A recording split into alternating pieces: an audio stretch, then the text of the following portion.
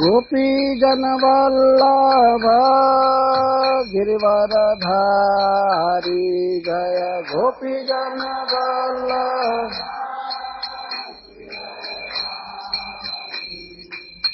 यशोदानंदन व्रज जन रंजन यशोदानंदन।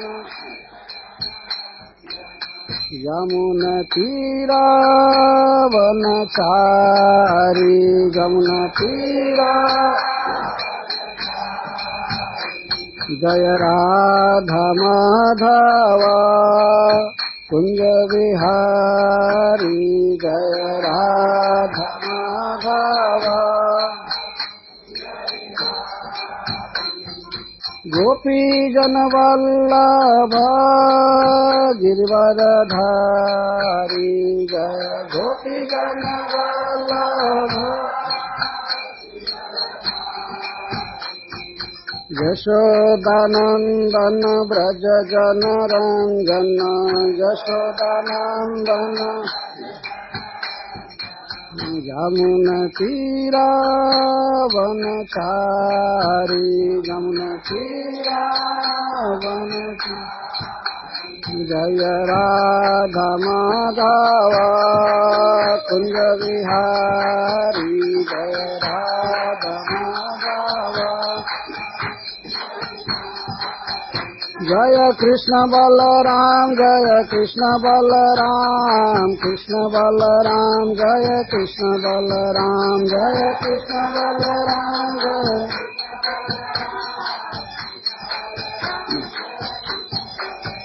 जय राधा श्याम सुंदर राधा श्याम सुंदर राधे जय राधा श्याम सुंदर राधा श्याम सुंदर। जय गौरनिताय जय गौरनिताय गौरनिताय जय गौरनिताय जय गौरनिताय जय।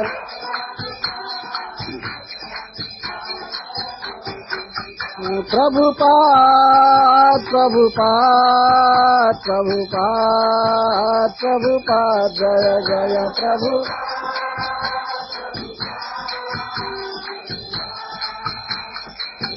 जय जय प्रभुपाद प्रभुपाद प्रभुपाद प्रभुपाद जय जय प्रभुपाद प्रभुपाद।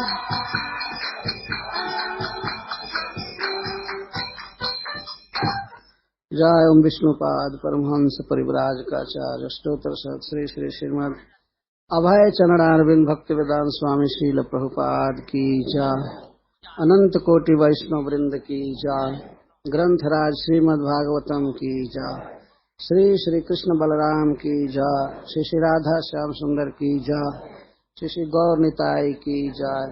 गौर Premanandi. All glories to the assembled devotees. All glories to the assembled devotees. All glories to the assembled devotees. All glories to Sri Sri Guru and Gauranga. जय श्रील प्रभुपाद। तब सुखदेव गोस्वामी कथा प्रारंभ कर रहे हैं केसी वध की। केसी एक दैत्य था, असुर था। ऐसे दीति की परंपरा में ही था ये नहीं कहा जा सकता, लेकिन दैत्य एक स्वभाववाचक शब्द है, जातिवाचक नहीं है। दैत्य का मतलब होता है दीति की संतान। जैसे मूल दैत्य दो थे, हिरण्यकश्यप और हिरण्याक्ष। दीति के पुत्र दोनों दैत्य हैं और इनके वंश में जो हुआ दैत्य हुआ। दनु के वंश में जो हुआ वो दानव हुआ। लेकिन इन सबों को कुछ पता नहीं है रियली कि वो ये दैत्य हैं कि क्या, लेकिन स्वभाव से दैत्य है। उनका जो नेचर है वो दैत्य जैसा है। तो दैत्य केसी। केसी इसका नाम क्यों पड़ा? इसके गर्दन पर जो केश थे वो बहुत ज़्यादा थे। गर्दन पर बाल होते हैं ना घोड़े के केश, तो उस उसके कारण इसका नाम केसी पड़ा था, केस वाला केसी। और श्री कृष्ण को केशव कहते हैं, वो भी केस वाले हैं, बड़े बड़े सुंदर केस हैं भगवान के सिर पर, तो इस कारण से उनको केशव कहते हैं। तो केसी केशव के पास जा रहा है, कंस ने भेजा था पहले, ये सब बात हुई थी, तो प्रारंभ बताया गया कि केसी को भेज। श्री शुक उवाच केसी तु कंस प्रहितः खुरैर्महिं महाहयो निर्जरयन् मनोजवः शटावधूताब्रविमानसंकुलं कुर्वन्नभो हेषितभीषिताखिलः।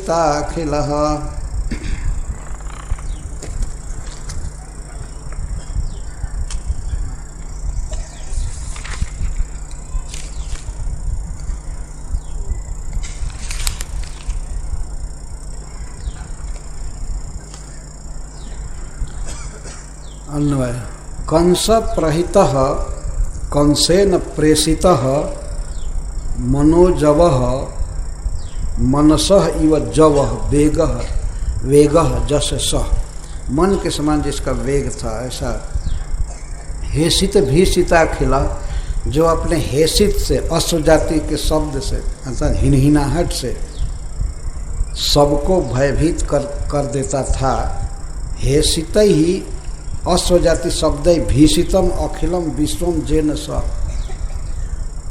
ऐसा था कि अपने हिनहिनाहट से, घोड़ा के आकार में था, घोड़े हिनहिनाते हैं ना, तो उसे सारे संसार को भीषित भयभीत कर दिया था, डर जाते थे, कांपने लगते थे, वैसा घोड़ा था केसी। महाहय, महाहय, हय माने घोड़ा अश्व, महाहय था, बहुत बड़ा, बड़ी आकृति थी। केसी नाम था। खुरैर महिम निर्जरयन, पृथ्वी को अपने खूर से बिदारता हुआ, कोड़ता हुआ, जीर्ण करता हुआ, और शटावधूता ब्रविमान संकुलम, शटा भी केसर ही अवधुतानि कंपितानि अभ्राणी विमानानि च तैः संकुलम व्याप्तम नभः कुर्वन्। और कैसा सुखदेव गोस्वामी वर्णन कर रहे हैं इस घोड़े का। महाहयः बहुत बड़ा घोड़े का आकार धारण किया, और मन के समान वेग वाला था, और भीषण इसकी आवाज़ थी, हिनहिनाहट इतनी कठोर थी कि सारा विश्व कंपित था, भयभीत था। तो पृथ्वी को, ब्रजभूमि को अपने पैर से खोदता हुआ निर्जरयन, और आकाश को विक्षिप्त करता हुआ, आकाश में बादल और विमानों को तितर बितर कर देता था। उसके गर्दन के बाल ऐसे थे, जब झटकता था तो देवताओं के विमान ऐसे गिरने हो जाते थे, इतना बड़ा था। सटा से, सटा मतलब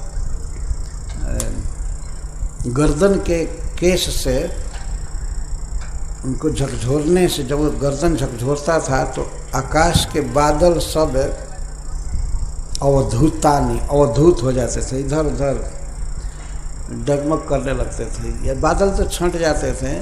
और विमान पर, देवताओं के विमान पर इतने जोर की आंधी जैसी हवा चलती थी कि विमान गिरते गिरते हो जाता था, बच जाता था, लेकिन उस पर देवता लोग त्रस्त हो जाते थे, लगता था कि अब गिरेगा विमान, अब गिरेगा। इस तरह से अस्त व्यस्त विमानों से युक्त और अवधूत बादलों से युक्त आकाश को करता हुआ नंद ब्रज में आया। यह शेष है, इति शेष नंदम ब्रजम जगाम।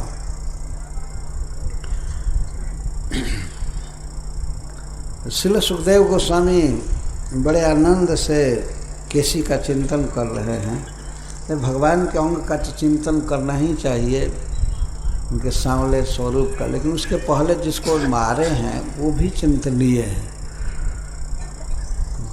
खुर का वर्णन और खुर से पृथ्वी उदारने का।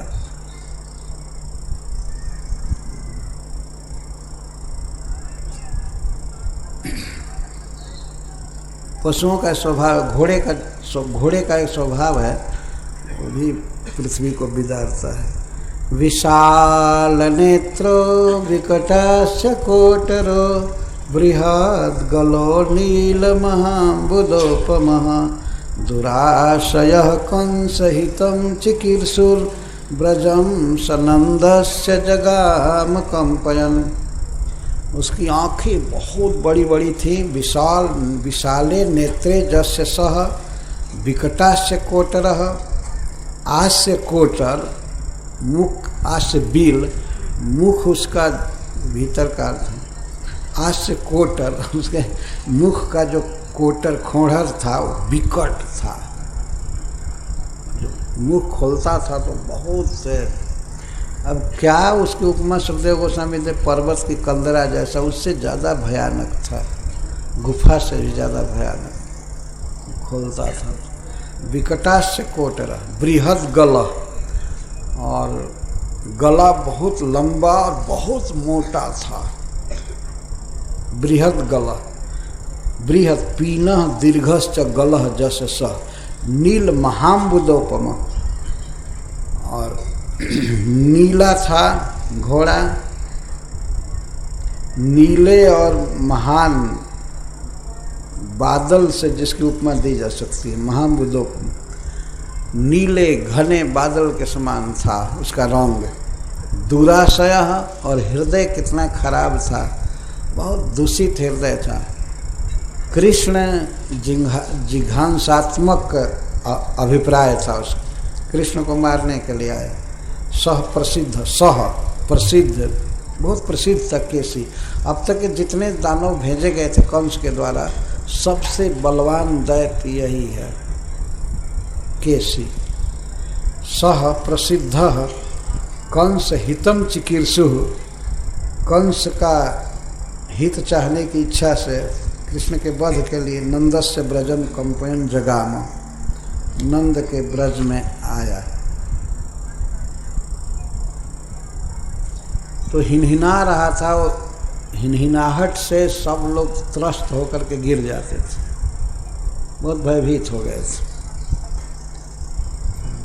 श्याम सुंदर दास कहे, श्रीमद् भागवत के रस से तृप्त जो लोग हैं उनकी अन्यत्र रुचि नहीं होती।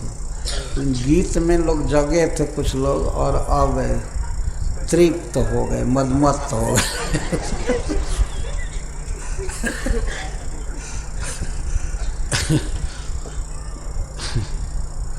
तम त्रासयन्तम भगवान स्वगोकुलम तद्धेसितैर्बाल विघूर्णिताम्बुदम आत्मानमाजौ मृगयन्तमग्रणी उपाभयत्स व्यनदन मृगेन्द्रवत्। अब भगवान श्री कृष्ण क्या किए, जब ब्रज में आया कृष्ण का वध करने के लिए, और अपने इस विशाल स्वरूप से वो पृथ्वी को कपा रहा था। अपने उसमें इतना वजन था कि वो जब चलता था तो पृथ्वी हिलने लगती थी, और घोड़ा बहुत, और इतना तेज चलता था। बीच बीच में मथुरा से चला था तो 1 सेकंड में ही वृंदावन आ गया था। किसी घाट प्रसिद्ध है, वहीं पर उसका वध हुआ था। तो कम से कम 10-12 किलोमीटर वो मन के वेग से आ गया। मन जितना तेज चलता है उतना तेज चलता था। यहाँ से बैठे बैठे आदमी सैकड़ों किलोमीटर, करोड़ों किलोमीटर 1 सेकंड में जा सकता है मन से, ऐसा उसका वेग था। और बीच बीच में यहाँ आ करके ब्रज में वो तेज गति से चलता था। जैसे कंपटीशन होता है, घोड़े दौड़ाते हैं लोग, बहुत तेज गति से दौड़ते हैं, ऐसे वो तेज गति से कभी कभी दौड़ता था अपने अपने मौज में, तो जिससे कि और लोग तो भाग जाए अथवा हार्ट अटैक कर जाए, सब मर जाए ब्रजवासी। ऐसे विकराल रूप बनाया था। तो भगवान ने देखा उसको, तो तम त्रासयंतम भगवान स्वगोकुलम तद हे सीतैर बाल विघूर्णिताम्बुदम आत्मानमाजौ मृगयंतमग्रणी रूपा हुयत स व्यनदत मृगेंद्रवत। भगवान ने देखा, सीधे श्री कृष्ण के लिए और कोई नाम नहीं दिया जा रहा है, भगवान, कृष्णस्तु भगवान से परम सुंदर और परम शक्तिशाली अनंत बल के आश्रय श्री भगवान ने देखा उसको, केसी को देखा। स्व गोकुलम त्रासयंतम, कैसा था केसी? भगवान ने देखा कि हमारे गोकुल को, हमारे गौओं को और ब्रजवासियों को त्रासयंतम, त्रास दे रहा है। सब त्रस्त हो रहे थे, चिल्लाने लगे उसको देख करके, आह या ये कहाँ से आया घोड़ा, बाप रे बाप, सबका प्राण ले लेगा, इस तरह से त्रासित कर रहा था। स्वगोकुलम त्रासयंतम केसिम, भगवान ने देखा हमारे गोकुल को त्रास दे रहा है। स्वगोकुलम, जिस गोकुल के, गौओं के कुल के या ब्रजवासियों के, गोपों के, वही रक्षक हैं श्री कृष्ण ही, ऐसे गौओं को त्रास दे रहा था, ब्रजवासियों को त्रास दे रहा था। पूरा गांव ही कांप रहा था और जो गौएं थी वे सब विकल हो गई थी। और कैसा था वो? तद हेसितैर बाल विघूर्णिताम्बुदम,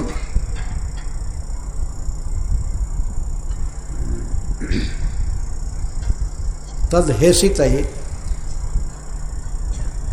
उसके निष्ठुर हिनहिनाहटों से, बोली से, स्वगोकुलम त्रासयंतम, यह अर्थ भगवान ने देखा है, त्रास कर रहा है। बाल विघूर्णिताम्बुदम, बाल ही पुच्छ रोम भी विघूर्णिता परिभ्रामिता अम्बुदा मेघा जिमता, अपने पूंछ के बाल से, पूंछ को ऊपर उठा और जब ऐसे झटकता था तो बादल सब इधर उधर फट कर गिरने लगते थे हवा के झोंके से। तो बादल तक उसके पूंछ नहीं पहुंचते थे, लेकिन जोर से जब झटकता था तो बहुत बड़ा, जैसे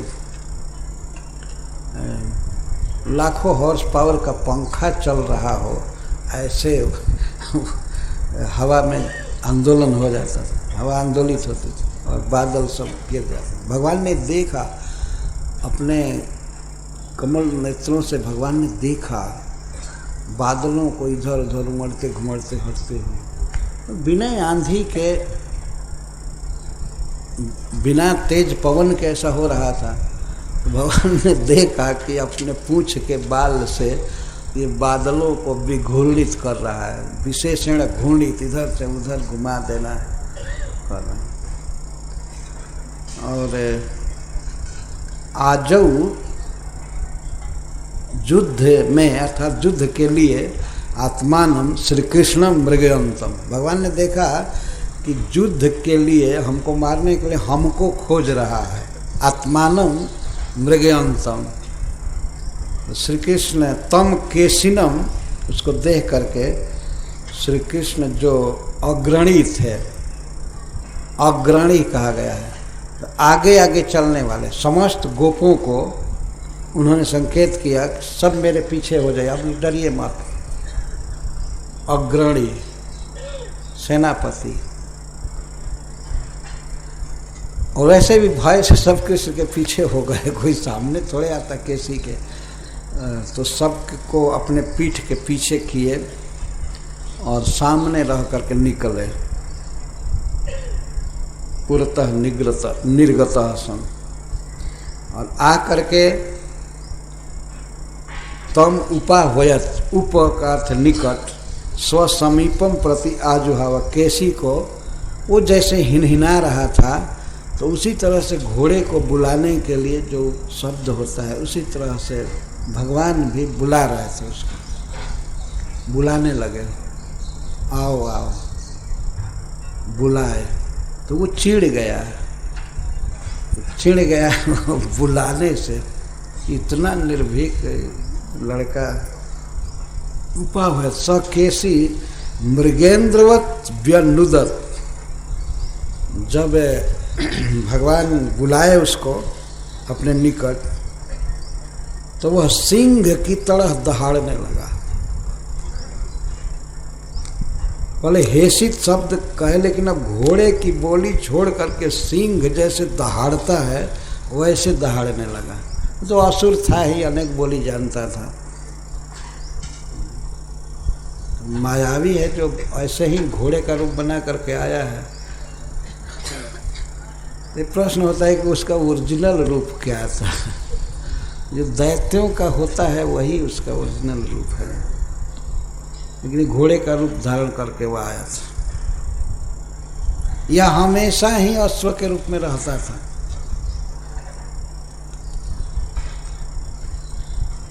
तो त्रास दे रहा था, भगवान उसको बुला रहे हैं। मैंने देखा है घोड़े को बुलाने के लिए एक स्पेशल शब्द होता है, तो बुलाते। सतम निशाम्याभिमुखो मुखे नखम पिबन निवाभ्या द्रवदत्यमर्षिणः जघान पद्भ्याम अरविंदलोचनम दुरासदश्चंड जवो दुरत्ययः। सतम निशाम्याभिमुखो मुखे नखम, वह केसी दुरासदः था। अन्य आसादितुम अभिभवतुम अशक्य दुर्ग्रह इत्यर्थ। दुरासद, दुरासद जिसके निकट जाना किसी के लिए संभव नहीं था। एक कृष्ण के अलावा कोई उनके निकट नहीं जा सकता था, कोई देवता आदि। तो दुरासद सुखदेव गोस्वामी कह रहे हैं, ऐसा विकराल था, ऐसा भयावह स्वभाव का था, उसके निकट कोई जा नहीं सकता था। फिर उसको अभिभूत करने की बात तो बहुत दूर रही, उसको बस में कर लेना, हरा देना, ये तो असंभव था ही। उसके निकट जाना भी अशक्य था। चंड जवह, उसका प्रचंड वेग था। दुरतिक्रम जवह वेग जस्य स, उसका पराक्रम या वेग, फोर्स चंड। अतएव दुरत्यय, इसीलिए अभिभव करने में कोई कर दे ऐसा असंभव था। उसको हरा देना, उसको मारना, ये तो असंभव था। तो तम श्री कृष्णम, जब वो देखा, पहले से ही सुना था कि वो सांवला लड़का सब लोगों को मारा है और उसी को मारना है। केस वो जब कंस वर्णन कर रहा था कि कृष्ण को मारना है, तो कृष्ण का परिचय दे रहा था। पहला तो है कि वो सांवला है, सांवला है, ये परिचय दे दिया था। सांवला है और पीला कपड़ा पहनता है, और सुनता हूँ कामदेव से भी अधिक सुंदर है। ऐसा वर्णन कंस किया था स्वयं। और यहाँ रहता होगा, ऐसे रहता होगा, या कभी कभी बांसुरी भी बजाता है। हो सकता है बांसुरी न लिया हो, केवल लखटी लिया हो, हाथ में लखटी लिए रहता है, गाय चराता है। तो वो सब देख रहा। जब देखा कृष्णम निशाम्य दृष्टवा, निशाम्य मतलब दृष्टवा, कृष्ण को जब केसी देखा, अत्यमर्षण, अति अमर्षण, अति कुपित, अत्यंतम असहमान। उसको सारी बात याद आ गई कि इसी दुष्ट ने पुतना का वध किया है। चाहे उसकी जो भी चाची, काकी, मामी लगती होगी, जो भी, ये कोई संबंध जोड़ करके सोचा होगा। और कोई शब्द नहीं आया हो तो आंटी कहा होगा। हमारे आंटी को मारा। या और जो संबंधी थे वो लोग मारे गए थे, जो तृणावर्त, बकासुर, अघासुर, उसके पहले वत्सासुर और धेनुक, और यही मारने के लिए जन्म लिया है हमारे स्वामी कंस का, कंस को मारने के लिए जन्म लिया है। ये सब बातें याद करके कृष्ण का दर्शन करते ही क्रोध चढ़ गया। देखिए ये असुर का स्वभाव। कृष्ण का दर्शन करने पर प्रेम उत्पन्न होना चाहिए, उनको प्रणाम करना, उनको कुछ उपहार देना। ये अति अमर्षण, इसको सहन नहीं हुआ। असहमान अति कुपित, मुखेन खम पीवन, व मुख खोला उस समय, तो मुख है खोला तो लगा कि पूरा आकाश पी जाएगा। आकाश पीने का मतलब है देवलोक या विमान देवताओं आदि सबको खा जाएगा। ऐसा लग रहा था कि आकाश पी जाएगा। मुख खोला क्रोध के कारण, और अभिमुख सन, अभिमुख होकर कृष्ण के सामने बिल्कुल अभ्यद्रवत, अभिजगाम, और बहुत वेग से आ करके सामने, और भगवान श्री कृष्ण को दोनों पैर से उठा करके ऐसे मारना चाहा। इसका प्रेम नहीं उमड़ा, उल्टे द्रोह हो आ गया। यही सिखा करके वो भेजा गया था कंस के द्वारा कि उसका वध करना है। अभ्यद्रवत अभिजगाम आगत्य च पद्भ्याम अरविंद लोचनम जघाना, आकर के अरविंद लोचन को मारा। तो यहाँ पर श्रील सुखदेव गोस्वामी ये नहीं कह रहे हैं कि पिछले पैर से मारा या अगले पैर से मारा। क्या पद्भ्याम का अर्थ पिछला पैर होता है?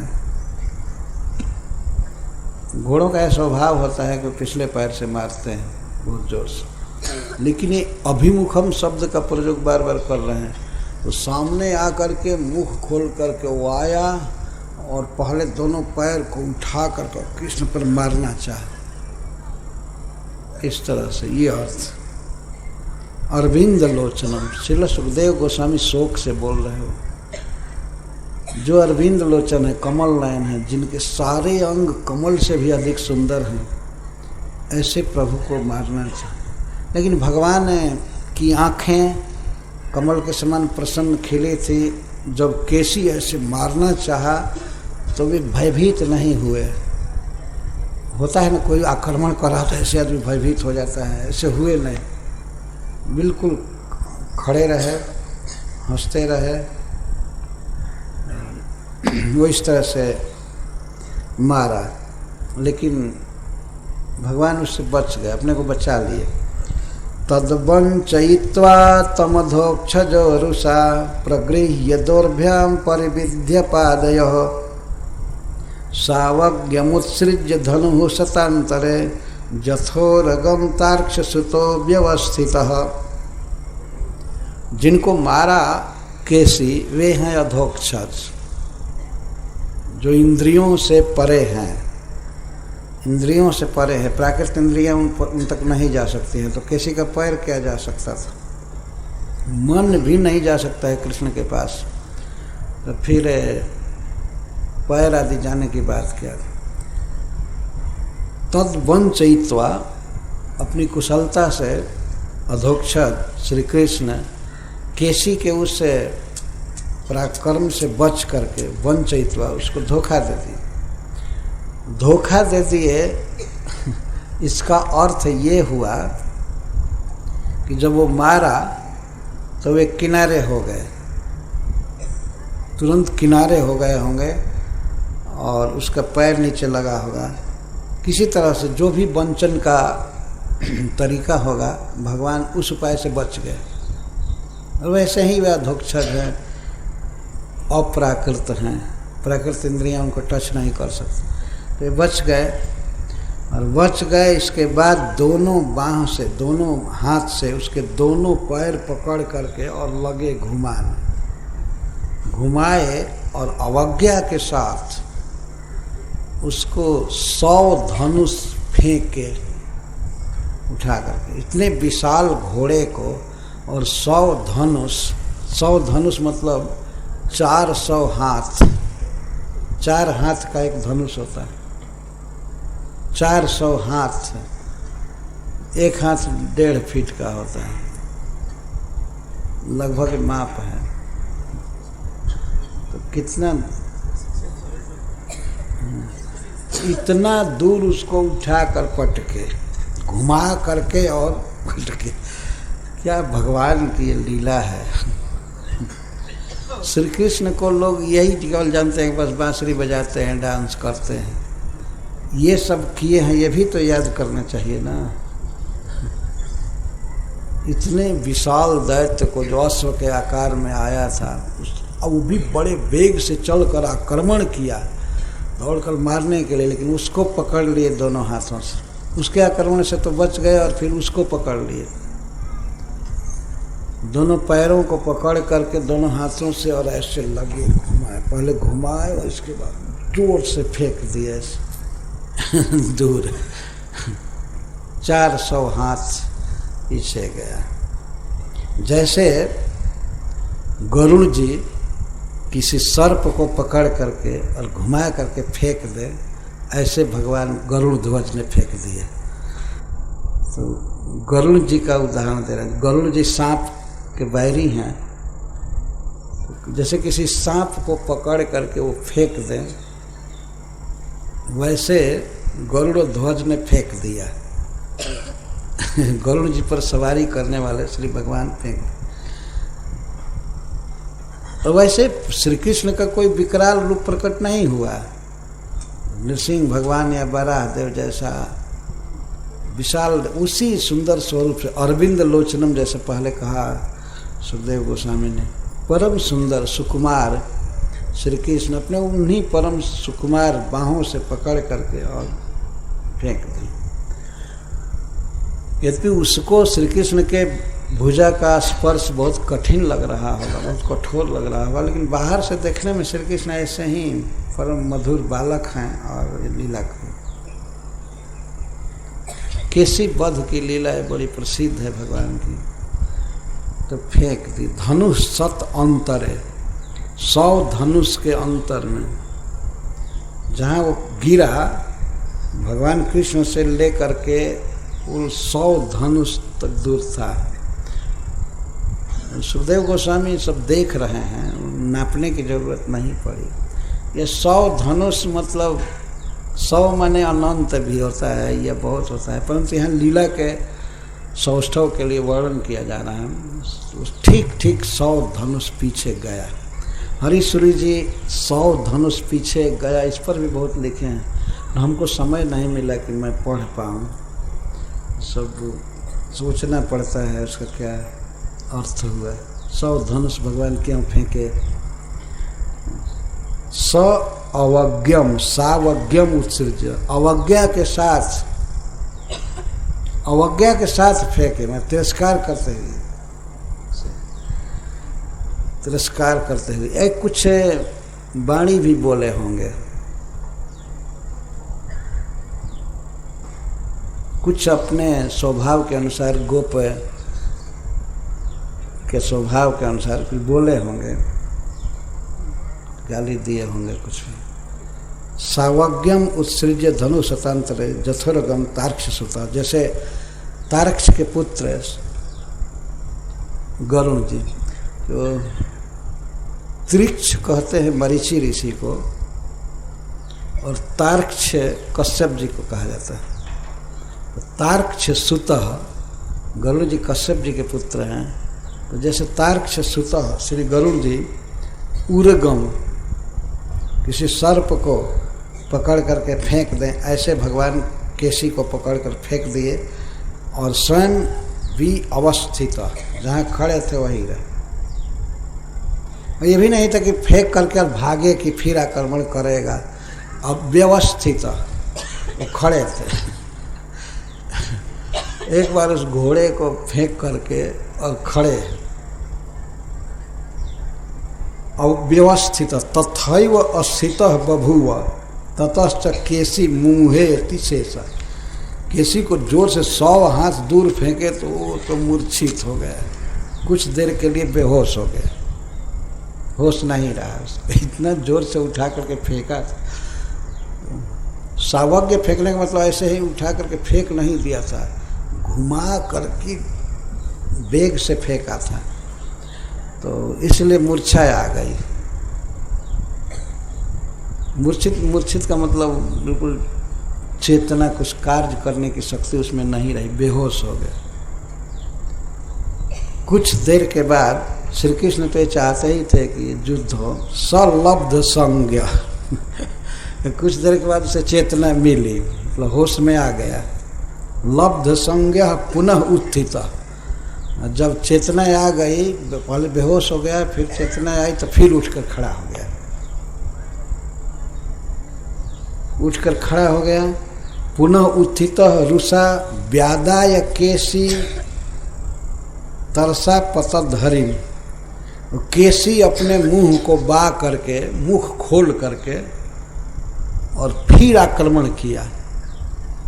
पहले पैर से आक्रमण किया था, अब पैर से करने की हिम्मत नहीं रही, तो पैर से दोनों पैर पकड़ करके लड़का फेंक दिया। तो अब पैर से नहीं आघात किया, चला पैर से, लेकिन व्यादाय बा करके मैंने मुंह बा करके, मुंह खोल करके पसार करके और तरसा आपतद हरिम, फिर आक्रमण किया।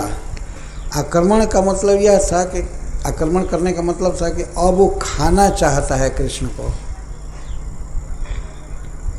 घोड़े कभी कभी मनुष्यों के हाथ पैर चबा लेते हैं, है ना, दांत से काटते भी हैं, तो वो अब कृष्ण को चबाना चाहा, खा जाना चाहा। व्यादाय केसी तरसा पतद हरिम, किनको चबाना चाहता था? हरि को। इतना सुंदर भगवान है, मनोहर हैं, सबके मन और नेत्र का हरण करते हैं। इतना सुंदर श्री कृष्ण है, फिर भी उस दुष्ट को दया नहीं आई, स्नेह नहीं आया, फिर उनको सीधे खा जाना चाहता।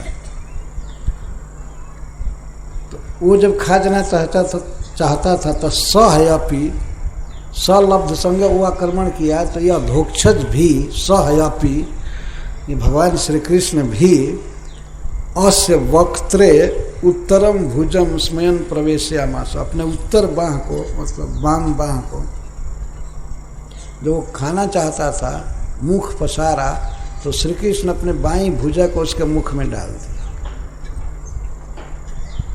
लो चबाओ और बहुत कोमल श्याम है, कमल के मृणाल के समान सुकुमार भगवान अपने भुजा को उसके मुख में डाल दिया। उसके दांत बड़े विकराल थे और तुरंत चबाने की कोशिश किया। मुख में जब डाल दिए तो चबाना चाहता था, लेकिन भगवान के भुजा का स्पर्श होते ही उसके दांत सब गिर गए, जितने भी दांत थे। भगवान की भुजा ऐसी लग रही थी जैसे कोई लाल लाल किया हुआ, तपाया हुआ लोहा हो, और उसके स्पर्श से सारे दांत गिर गए केसी के। जिन दांतों से वो चबाना चाहता था वो सारे दांत गल करके गिर गए लोहा के स्पर्श से। ऐसा एक अद्भुत बात है, हरिश्री जी इस पर भी लिखे हैं। अयह का अर्थ होता है शुभ स्थिति, शुभ स्थिति, और अयह माने लोहा भी होता है। शुभ स्थिति पा करके, अच्छी स्थिति पा करके सारे दांत गिर गए। इसका क्या अर्थ हो और लिखे हैं, अयह जैसे लाल अयह हो, अयस लोहा, और उसके स्पर्श से कोई वस्तु जैसे गिर जाती है, वैसे दांत उसके गिर गए। हरीश्वरी जी इस पर परीक्षा बहुत किए हैं, लेकिन एक दो कह रहा हूं मैं। भगवान के भुजाओं के अगले श्लोक में वर्णन है, दांत सब गिर गए केसी के। क्यों गिर गए? दांत को द्विज कहते हैं संस्कृत में, दो बार जन्म लेता है। एक बार जन्म का दांत, उसके बाद वो कुछ देर के बाद गिर जाता है, तो फिर दूसरी बार जन्म होता है। बच्चों का दांत ऐसे होता है। द्विज कहते हैं। तो हरीश्वरी जी कहते हैं कि भगवान इस लीला द्वारा दिखा रहे हैं कि यदि कोई द्विज खल के मुख में अवस्थित हो, खल मुख मतलब श्रेष्ठ खल, बिहड़ बदमाश के साथ रहता हो, खल के मुख में वास कर रहा हो और अभक्ष भक्षण कर रहा है, ये खाने के लिए भगवान की बाह है, तो मांस खाना, ये अभक्ष भक्षण के लिए तत्पर था। द्विज हो करके एक तो खल के मुख में वास किए थे और दूसरे अभक्ष भक्षण कर रहे हैं। ऐसा ब्राह्मणों का अधः पात हो ही जाता है। भले वो ब्राह्मण हैं लेकिन खल के साथ वास कर रहे हैं, अभक्ष भक्षण खा रहे हैं, उनका अधः पात हो जाता है। तो भगवान के भुजा का स्पर्श होते ही सब गिर है, अधः पात हो, द्विज का अधः पात हो गया। ये द्विज शब्द पर कह रहा है। तो भगवान कैसे केसी के मुख में अपनी भुजा डाल रहे हैं, जैसे कोई सपेरा सर्प विद्या जानने वाला सांप को अपने पिटारी में, बिल में घुसा देता है, छोड़ता है किसी सांप को संकेत करके कि बिल में घुसना है, तो बिल में वो घुस जाता है। तो जैसे सपेरा सांप को बिल में घुसाता है, वैसे श्री कृष्ण अपने भुजा को उसके मुख में घुसा देते। क्या भगवान की निर्भयता है। अब जरा विचार कीजिए, भगवान की ऐश्वर्य की लीलाएं भी ब्रज में अत्यंत मधुर हैं। वे ऐश्वर्य प्रकाशित करते हैं, लेकिन उसी सुंदर कोमल स्वरूप से। तो सुखदेव गोस्वामी कहते हैं जथोरगम बिल, जैसे उरग को, सर्प को बिल में सपेरा घुसवाता है, वैसे भगवान प्रवेशया मास, प्रवेश करा दिया अपने उत्तरम भुजम, अपनी बाईं भुजा को। यह भी एक दिखाना था कि तुम क्या मेरा कर सकते हो, ये कार्य मेरे बाएं हाथ का खेल है। ऐसे दाहिना भुजा नहीं डाले।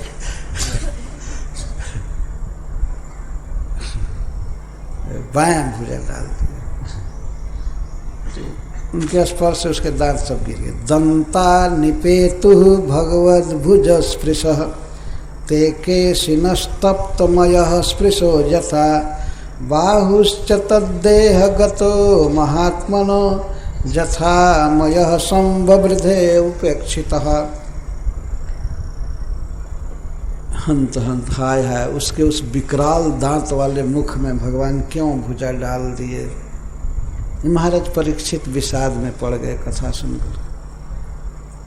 तब तुरंत ही सुखदेव गोस्वामी उनको आश्वासन देते हुए इस लीला का वर्णन करते हैं। दंता निपेतु चर्वणाय भगवत भुज स्पृश केशिनः ते दंता तप्तम अय स्पृश जथा निपेतु। भगवत भुज स्पृश, ये दांत का विशेषण है। केसी के दांतों से जब भगवान की भुजा का स्पर्श हुआ, ते केशिनः दंता निपेतु, केसी के दांत गिर गए सब। इतने कोमल भुजा के जाने पर उसके दांत कैसे गिर गए, प्रश्न होगा ना, जिज्ञासा होगी। इतनी कोमल भुजा के मुख में जाने पर भी दांत गिर गए। हाँ गिर गए, क्योंकि तप्त अयः स्पृश, उन दांतों को यही लग रहा था कि हम तप्त लोहा का स्पर्श कर रहे हैं। कोई लोहा लाल किया हुआ केसी के मुख में चला गया, तो आया करके वो दांत सब तो गिर ही जाएंगे। तुरंत दांत सब गिर गए, और गिरे तो ऐसा नहीं कि उनको इंजेक्शन देकर गिराया जा रहा, गिरे तो लोहा सीधे लोहा से दाग कर, लोहा से भी दांत गिराया जाता है, दाग दिया जाता है। किसी चीज को गलाना हो तो तप्त लोहा से करते हैं, तो सारे दांत गिरते गए, गिर गए।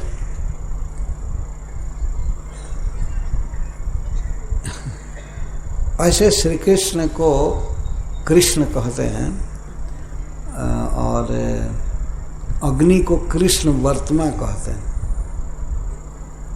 कृष्ण वर्तमा अग्नि का नाम है और ये है कृष्ण।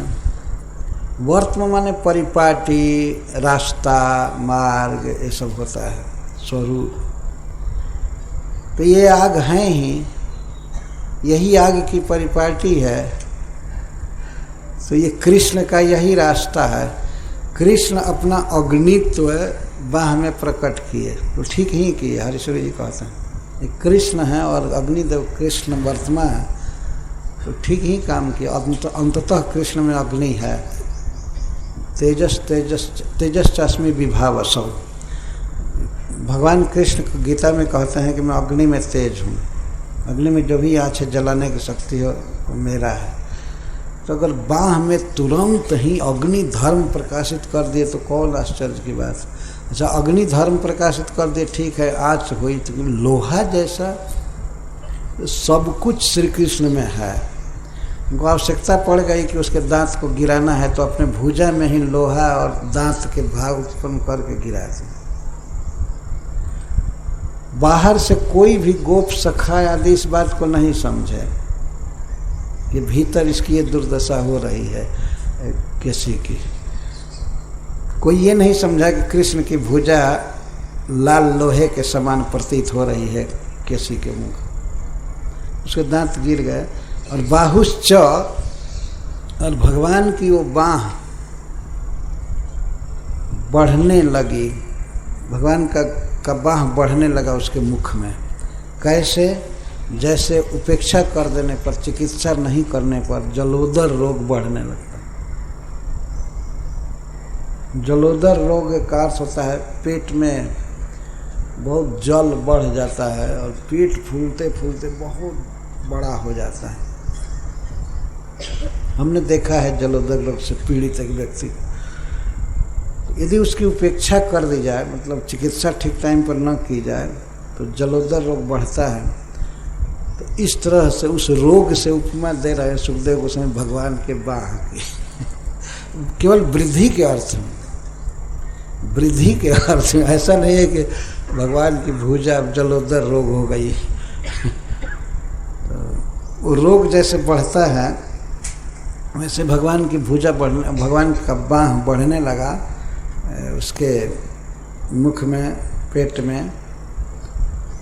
और भगवान अपने बाह को, भुजा को जब डाले तो अंगुलियों के स्पर्श से ही सारा दांत गिर गया है इधर, और ये बाह बढ़ने लगा। इसके लिए दूसरी बात कह रहे हैं, जो बाहु शब्द कह रहे हैं, और भुजम उत्तरम, भुजा से तात्पर्य है इस भाग से इस तप्त लाल सलाका जा रहे हैं 5-5, तो कैसे दांत रह पाएगा। ये इस तरह से लोहे से गिरा दिए और भगवान की बाह बढ़ने लगी। भगवान की बाह बढ़ रही है तो केवल मुख में ही नहीं, पूरा कंठ के भीतर। हरे कृष्ण हरे कृष्ण। दंता निपेतु भगवद्भुजस्पृशः ते केशिनस्तप्तमयः स्पृशो यथा बाहुश्च तद्देह गतो महात्मनो यथा मयः संबवृधे उपेक्षितः। भगवत भुजस्पृशः, भगवान की भुजा का स्पर्श होते ही केशी के ते दंता, बहुत प्रसिद्ध दांत, बहुत कठोर, वो सब गिर गए। जैसे तप्त लोहे, लौह पिंड का स्पर्श करके कोई वस्तु गिर जाती, गल जाती है, उस तरह से दांत उसके गिर गए। और महात्मा श्री कृष्ण का वह बाह तद्देह गतः, उसके देह में जा करके संबवृद्ध है, बढ़ने लगा। यथा उपेक्षितः आमयः। रोग की अगर चिकित्सा टाइम से न की जाए तो रोग बढ़ता जाता है। उपेक्षित लोग जैसे बढ़ता है वैसे भगवान की बाह बढ़ने से कभी कभी बहुत बुरा लगता है। उपमा सुखदेव गोस्वामी का अच्छा नहीं लगता कि भगवान के बाह की उपमा दे जलोदर रोग से चाहे किसी रोग से परंतु आखिर वो परम विद्वान है, कृष्ण कथा के मर्मज्ञ, यही शब्द दे रहे हैं तो इसके पीछे कुछ आशय होगा। तो रोग बढ़ता है, जलोदर रोग बढ़ते बढ़ते रोगी को समाप्त कर देता है। भगवान श्री कृष्ण का बाह बढ़ने लगा तो देहगत, वो बाह को दिखा रहे थे बाहर से कि छोटी सी बाह है, लेकिन उसके विकराल शरीर में वो पूरा कंठ पेट तक चला गया। बाएं भुजा से चला गया। बाहर से कोई नहीं देखा कि बढ़ा हुआ है बाह, तो पता नहीं चला और लोगों को, लेकिन इस तरह से बाह बढ़ गई। और उससे हुआ क्या कि उसका श्वास रुक गया। किसी का श्वास लेने का जो अंग था, नली वगैरह, समेधमाने न स कृष्ण बाहुना निरुद्ध वायुश्चरणश्च विक्षिपन। वो चरण पीटने लगा, छटपटाने लगा, क्योंकि समेध माने न कृष्ण बाहुना, बढ़े हुए कृष्ण बाह से निरुद्ध वायु, उसका श्वसन संस्थान बंद हो गया, सांस लेना बंद हो गया, बढ़ करके बिल्कुल एयर टाइट हो गया भगवान की बाह। कहीं से सांस लेने की जगह नहीं रह गई। तो इस कारण से अब सांस लेने के लिए छटपटाने लगा। चरणाश्च विक्षिपन, विशेष रूप से पैर पीटने लगा, छटपटाने लगा। प्रस्विन्न गात्र, और उसका सारा शरीर पसीने से लथपथ हो गया। परिवृत्त लोचना, उसकी आंखें उलट गई। पपात, वो गिरा। लेंडम विसर्जन छितव्यसु, लैंड की विशेष सृष्टि करता हुआ गिर गया। ऐसे जब अरिष्ट का वध कर रहे थे भगवान, तो श्रील सुखदेव गोस्वामी वहाँ पर अरिष्ट के गोबर त्यागने पर वो सकृत शब्द का प्रयोग कर रहे थे। तो वो लैंड की सृष्टि नहीं कर रहा था, छेड़ रहा था, मतलब वो और ये घोड़े जैसे, घोड़े और ये नीलगाय वगैरह, इन लोगों का लैंड थोक छोटा छोटा होता है, ठोस होता है। और सुखदेव गोस्वामी अब सब ध्यान दे रहे हैं और वर्णन करते हैं। हाथ पैर पीट रहा था और लैंड की विशेष सृष्टि कर रहा था, मतलब इस तरह हग रहा था। और पपाता, और गिर गया। व्यसु, मर गया, प्राणहीन हो गया। और ऐसे बाह निकाल नहीं रहे थे, जब मर गया तब बाह निकाले भगवान। इस तरह से छटपटाता हुआ मर गया सांस लेने की। तद्देहतः कर्कटिका फलोपमात् व्यसोरपाकृष्य भुजं महाभुजः अविस्मितो अजत्न हतारिकः सुरै प्रसून वर्षैर्वर्षद्भिरीडितः। महाभुजः, महान जिनकी भुजाएं हैं, महान शक्तिशाली परम सुंदर श्री भगवान महान्तौ विश्व पालन पोषण समर्थौ भुजौ जस्य सह। भगवान श्री कृष्ण की दोनों भुजाएं महान हैं। महान का अर्थ है समस्त जीवों का पालन पोषण लालन करने में समर्थ हैं। लेकिन महाभुज ने इस तरह अयत्न हतारिक, अयत्ने न अनायासे नहीं वह हतः अरि शत्रु जैन स, भगवान ने अनायास ही शत्रु का वध कर दिया। बाढ़ डाल करके इतने विकट असुर का वध कर देना, इसको सुखदेव गोस्वामी कहते हैं अनायास वध हो गया। भगवान ने कोई प्रयास नहीं किया, कोई ना तमाचा मारा, न कुछ किया, न घूसा मारा, न डंडा मारा, कुछ नहीं। कि मुख में बाँह कर दिया और उस खुद ही चबाना चाहता था, अब चबाने के लिए दे दिया, फिर भी वो मर गया। तो अनायास हतारी, जिनका औरी अनायास ही मर गया, ऐसे भगवान अपने बाँह को निकाले। जैसे प्रवेश करने का वर्णन हुआ था, ऐसे श्रील सुखदेव गोस्वामी भगवान के बाँह निकालने का भी वर्णन कर रहे हैं। तो भगवान ने निकाले बाँह को, कैसे? शरीर से व्यसो, जो शरीर विगत प्राण हो गया था, मर चुका था। कर्कटिका फलोपमात, और श्वास अवरुद्ध हो जाने से उसका पेट फट गया। कैसे पेट फटा हुआ था?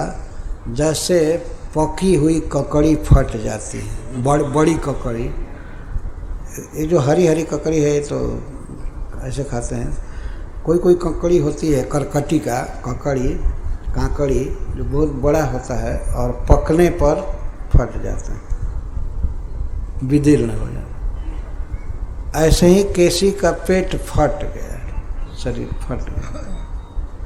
तो फटे हुए और व्यस निष्प्राण देह से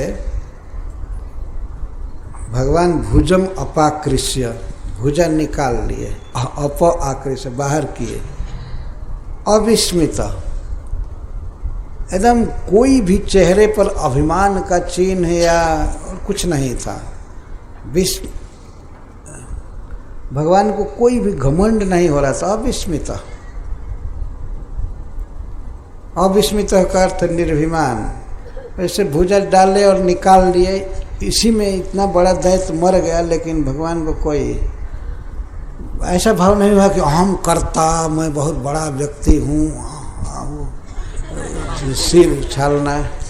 कभी कभी खिलाड़ी लोग आते हैं और सिर जाकर के ऐसे ऐसे करते हैं, ऐसा नहीं हुआ,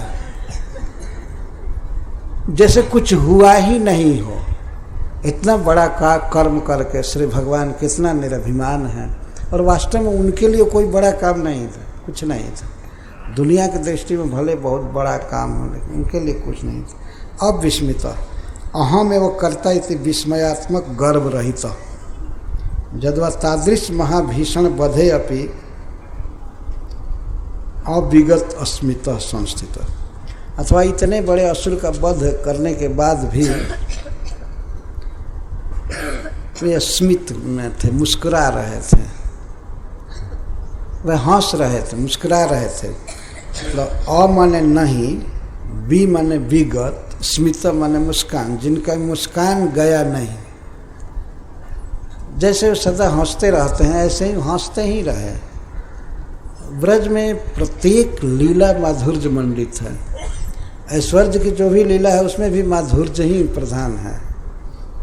पुतना का दूध पीते पीते मार दिए, बहुत जोर लगा करके नहीं मारे, पी रहे थे, बच्चे की तरह दूध पी रहे थे, स्तन पी रहे थे, पीते पीते वो मर गई, तो उसमें भगवान का क्या दोष है?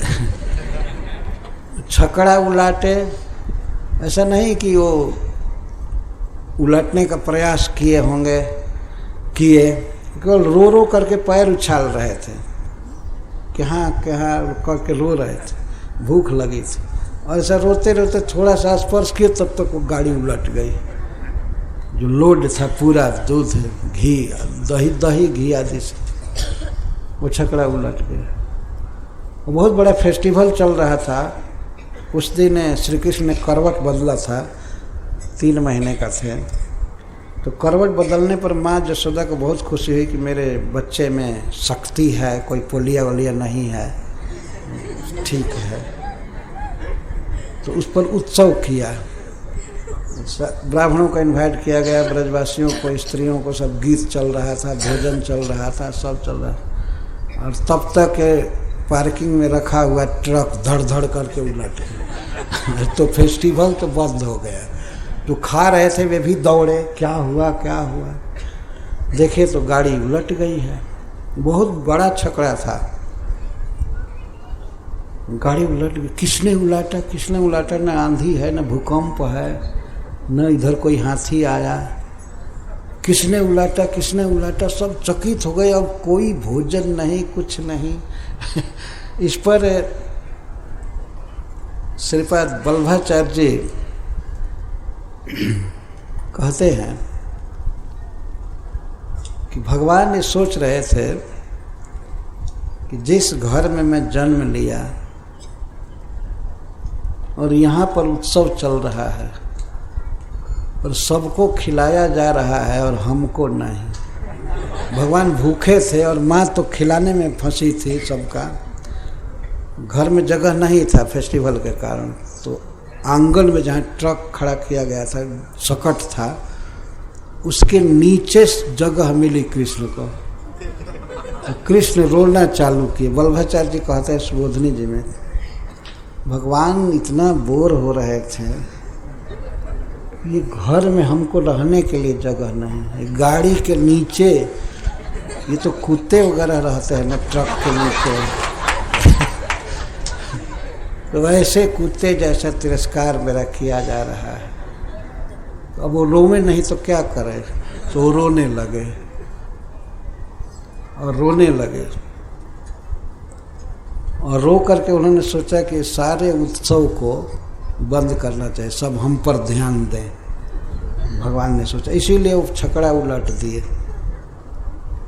हरीश्वरी जी कहते हैं कि छकड़ा उलटने का काल एक और हो सकता है कि श्री भगवान ने सोचा कि मैं रसराज हूँ, सारे रसों का आगार मैं हूँ और मेरे ऊपर एक कौन सब रस लदे हुए हैं, घी और दही, मैं असली रस हूँ और हमारे ऊपर ये सब विद्यमान, इसीलिए क्रोध में पटक दिए कि हमसे कोई बड़ा रस नहीं है, ये सब नीचे जाए।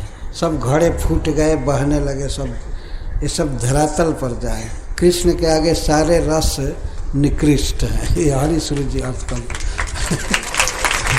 जैसे भी हो, सकट भंजन किए तो वो भी केवल रोते हुए, पैर उछालते हुए मारती। तृणवर्त का वध किए तो उसके साथ उसकी गोद में चले गए, ऊपर जाकर के उसका गला पकड़े हो गए जहाँ कोई भक्त देख नहीं पाए, और फिर पत्थर पर लिए दिए, गिरा दिए उसको, उसके सारे शरीर चूर्ण हो गए, शीर्ण हो, और वहाँ कृष्ण खेल रहे थे।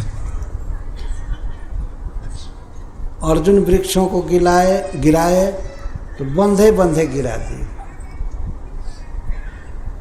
कोई जोर लगाकर गिराए नहीं, बंधे थे, उखल खींच रहे थे और खींचते खींचते ही थोड़ा जोर लगाए हुए गिर गए। तो वहाँ भी अब गोप सब पड़े फेर में, कौन गिराया कौन गिराया कौन गिराया। सब खेत से गाय चरा करके लौटे सब लोग, आवाज़ पहुँची कैसे गिरा कैसे गिरा। तो पहले छकड़ा जब उल्टा था तो उस समय भी बच्चों ने कहा था कि ये पैर ऐसे उछाल रहा था, इसके पैर से स्पर्श होते ही ये गिर गया। तो वहाँ लोग डांटे थे बच्चों को, चुप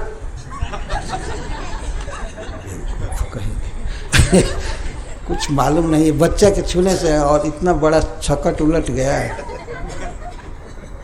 वो बच्चे कहे,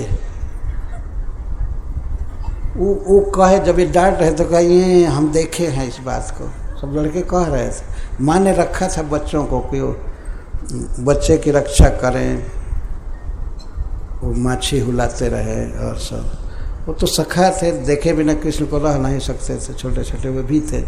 वो कहे कि हमने देखा है इसके छकड़ा उलटने से। सब लोग विचार करे तो उन्हीं लड़कों से पूछे, कुछ लोग पूछे अरे कौन था यहाँ, पता लगाओ कौन था। जब छकड़ा उल्टा तो था कौन, तो पता लगा कि ये सब बच्चे थे।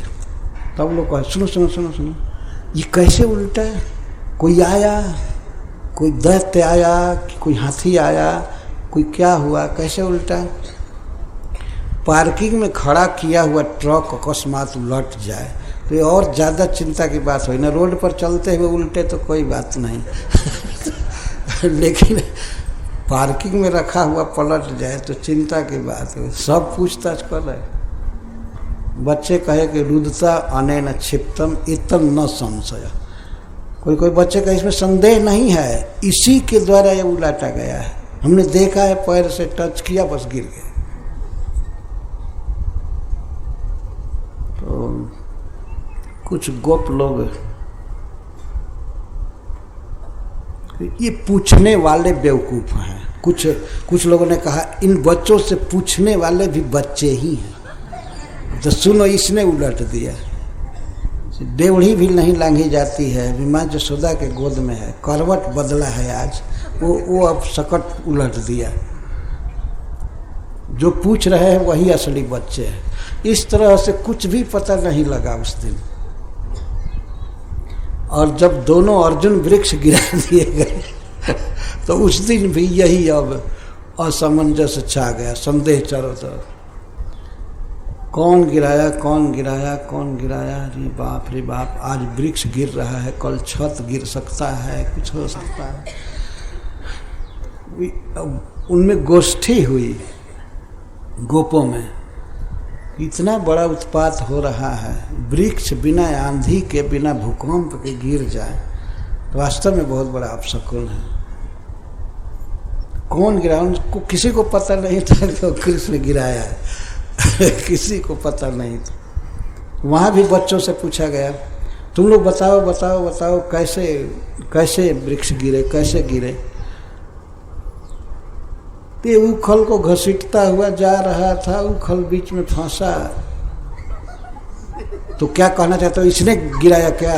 तो वह बच्चे बोल नहीं पाए, पहले के डांटे हुए थे सकट भंजन के अवसर पर।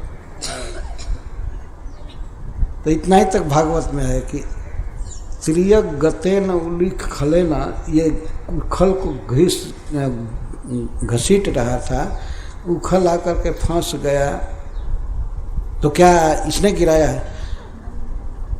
वो चुप हो गए और बच्चे कहना चाहते थे इसी ने गिराया अथवा वे संदेह में होंगे कि आखिर उखल घसीटता हुआ तो देखे, लेकिन इसमें क्या जोर है? जो अगर यही जोर होता तो उखल को खोल करके फोड़ फाड़ करके मुक्त नहीं हो जाता अगर उखल को क्यों घसीट रहा है? तो ये भगवान की मधुर लीला है। पर उस दिन कुछ लोगों को संदेह हो गया, क्योंकि लड़के के लगातार कई ऐश्वर्यमय प्रभाव को देखते लोग आ रहे थे। तो उस दिन कुछ लोगों के मन में संदेह हो गया कि अवश्य यही गिराया। परंतु फिर भी भूल गए। फिर उस तरह से खेलना कूदना बिना नंद जी के खोले वो अपने से खोल नहीं सका, तो इसलिए फिर वो संदेह भी खत्म हो गया। मतलब इसने नहीं गिराया है यही मान लीजिए। कोई दुर्दैव गिरा रहा है, यह स्थान अब लगने लगा, बहुत गड़बड़ी होने लगी। उसी दिन मीटिंग किए वे लोग और कहे कि अब ये जगह छोड़ देना चाहिए, हम लोग जगह छोड़ देना चाहिए, कोई बहुत भारी ग्रह लग रहा है। तो उपनंद महाराज ने कहा, जो कृष्ण के प्रति बहुत वात्सल्य भाव रखते थे, जब तक इन दोनों बच्चों का अनिष्ट होने कुछ हो नहीं जाता उसके पहले हम लोग छोड़ देना चाहिए। जो भी घटना हो रही है वो कृष्ण को मारने के लिए हो रही है। ये वृक्ष के नीचे खेल रहा था, उखल घसीट रहा था तो वृक्ष गिराया गया और उधर सकट के नीचे था तो सकट गिराया है। कोई गिरा रहा है तब न इसको मारने के लिए, लेकिन अपने भाग्य से भगवान नारायण की दया से बच्चा बच रहा है। अब ये जगह छोड़ना चाहिए। कैसे जगह छोड़ें? आखिर कोई जगह पहले से पता रहेगा तब उन्होंने बताया वनम वृंदावनम नाम, ये महावन को छोड़ करके हम लोगों को अब वृंदावन जाना चाहिए। वो सर्वकाल सुखावह, वो सब समय सुख देने वाला है और वहाँ पानी बहुत अच्छा है जमुना जी का, और सरोवर भी हैं और बहुत हरी हरी घास है, पशुओं के रहने योग्य वो भूमि है। वो था जमुना जी का किनारा, वृंदावन और गिरिराज गोवर्धन। तो यहाँ पर लोग आए और श्री कृष्ण की जो भी लीलाएं हैं ब्रज में वो माधुर्य से मंडित हैं, माधुर्य से मंडित। तो इस तरह से यहाँ पर जो लीला किए भगवान, उसमें विस्मित नहीं हुए, अभिमान नहीं हुआ अथवा हंसते रहे। इतना बड़ा काम करने के बाद भी हंस रहे। तो उस समय देवता लोग प्रसन्न थे। देवता लोग इस प्रतीक्षा में थे कि कब यह दुष्ट मारा जाएगा केसी। तो उसके मरने से उन्हें बहुत प्रसन्नता हुई और भगवान कृष्ण पर, केसी सूदन पर फूलों की वर्षा करने लगे और भगवान की स्तुति करने लगे। उसके पहले चुपचाप लोग देख रहे थे, डर के मारे बोल नहीं सकते थे। यदि केसी सुन लेता कि देवता जयकार कर रहे हैं कृष्ण के जीते समय, तो देवताओं को ही वो पकड़ करके मार डालता है। कहीं भी तीनों लोक में कहीं जा सकता था, उसमें इतनी सिद्धि थी। देवता लोग चुपचाप बादलों के ओट में विमान पर चढ़े चढ़े देख रहे थे, झुक झुक। जब मर गया तब प्रकट हो करके फूलों की वर्षा करने लगे और भगवान की खुल करके प्रशंसा करने लगे।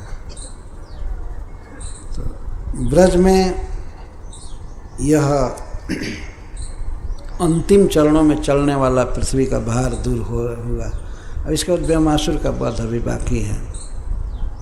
ब्रज में ये 3 वध, अरिष्ट, केसी और व्योम, एकदम अंतिम दिनों में भगवान ने किया। तो भुजा निकाल लिए। भुजा निकाल लिए तो बहुत बढ़ी हुई भुजा थी, लेकिन जब निकाले बाहर तो वैसे ही ओरिजिनल भुजा, उसमें कोई दांत तो नहीं लगा था बिल्कुल। यहाँ तक कि केसी का लार भी नहीं लगा था, कुछ भी नहीं। ये भी अद्भुत बात है। बाँह भीतर बढ़ा, उसका जान ले लिया और अपने ही स्वरूप में बाँह। ऐसा नहीं था कि भगवान फिर हाथ धोवें, बेकार इसके घोड़े के मुख में चला गया। कोई उसमें विकृति नहीं, कोई गंदगी नहीं। तो धन्य हो गया केसी का मुख भगवान के बाहों का स्पर्श पाकर। इस तरह से लीला किए भगवान। तो देवता लोग प्रसून वर्षय वर्षद भी कुसुम वर्षय कृत्वा प्रसून वर्षाणी कृतवद्भिर इत्यर्थ देव स्तुतः।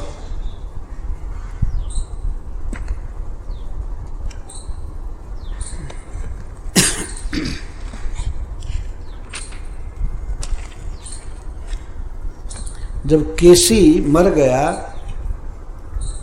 भगवान ने अभी उस दिन ब्रज में नहीं गए। ये सवेरे 2 पहर से पहले की लीला है, इसीलिए कृष्ण का ब्रज में प्रवेश अभी नहीं दिखाया गया। सुखदेव गोस्वामी कथा के समय सब लीला जेव का तेव कह रहे हैं। और समय कहा गया कि ब्रजम विवेश गोपी नाम नयनोत्सव, ब्रज में प्रवेश किए, ब्रज में प्रवेश किए। लेकिन केसी की हत्या करने के बाद भगवान ब्रज में प्रवेश नहीं किए।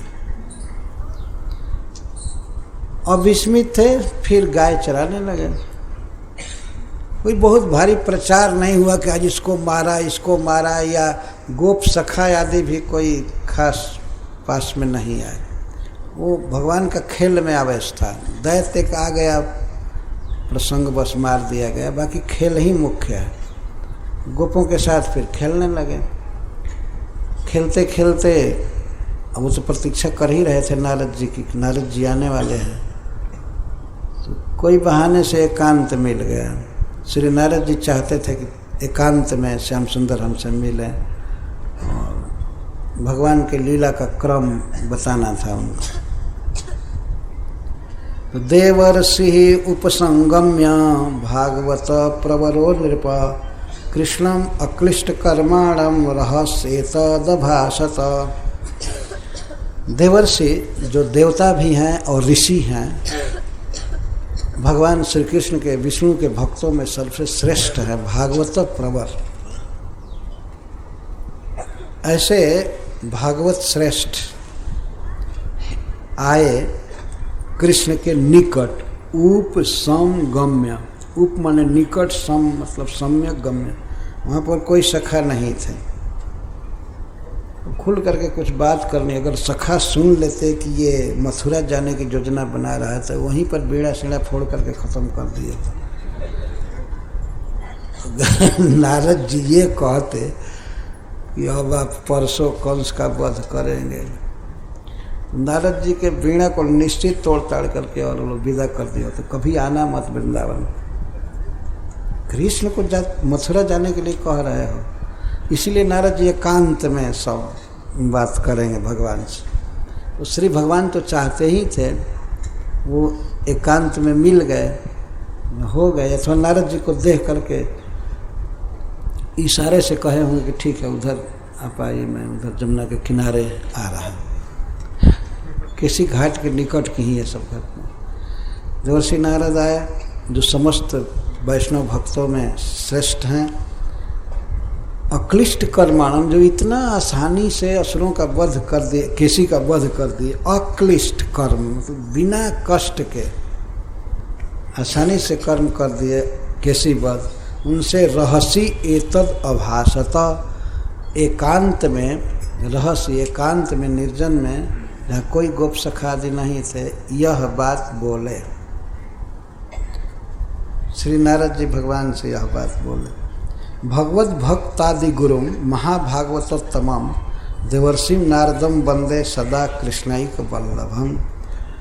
ये प्रसंग कहने के पहले श्री सनातन गोस्वामी श्री नारद जी को प्रणाम कर रहे हैं। भगवत भक्तादि गुरु, भगवान के भक्तों में जो आदि गुरु हैं। महाभागवतोत्तमम, महाभागवतों में भी सबसे उत्तम। देवर्षि नारदम वंदे, देवर्षि नारद की मैं वंदना करता हूँ। सदा कृष्णैक वल्लभम, जो कृष्ण के परम प्रिय हैं श्री नारद जी। ऐसे श्री नारद जी के चरण कमल की मैं वंदना करता हूँ।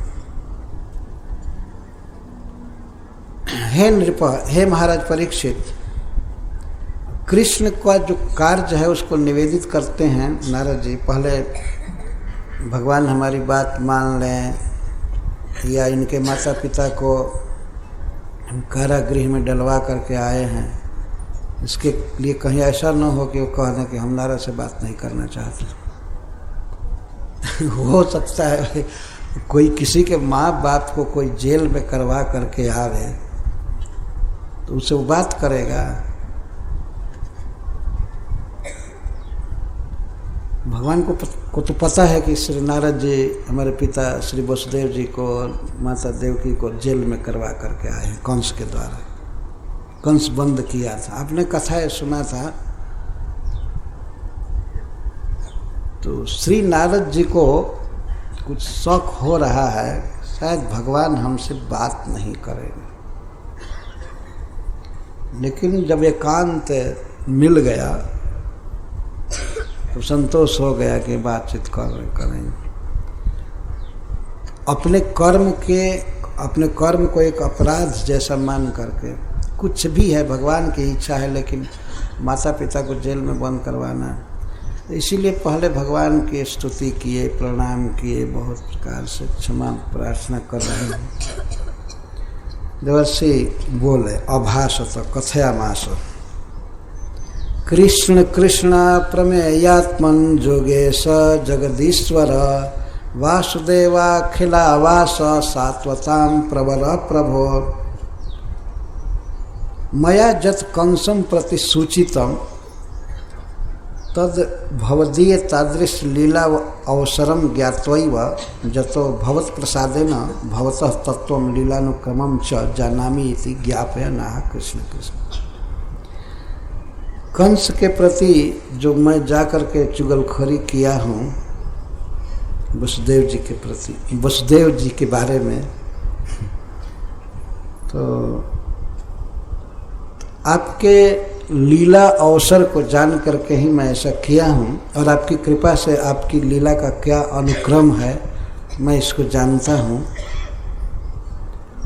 तो भगवत लीला क्रम के अभिज्ञता को प्रकट करते हुए श्री कृष्ण को प्रणाम कर रहे हैं। हे कृष्ण, हे कृष्ण, इस तरह से कह रहे हैं। पहले भगवान को संबोधित कर रहे हैं, सारा संबोधन ही है इस श्लोक में। हे अप्रमेयात्मन, यदि किसी व्यक्ति से कोई गलती हो गई है या सही भी हो, कोई अच्छा काम करना हो, सबसे पहले भगवान का नाम लेना चाहिए। जैसे आप लोग देखते हैं साधु समाज में कोई कुछ कथा कहता है, प्रवचन करता है, तो सबसे पहले भगवान का कीर्तन करता है। जय राधा माधव कुंज विहार, तो भगवान का नाम लेना चाहिए। भगवान का नाम लेने से ही कार्य सफल होता है और कोई अपराध ताप आदि हुआ है वो भी नष्ट होता है। वसुदेव जी को कारागृह में अवरुद्ध कराने का जो अपराध है की संभावना कर रहा हूँ, भगवान का नाम लेने से मिट जाएगा।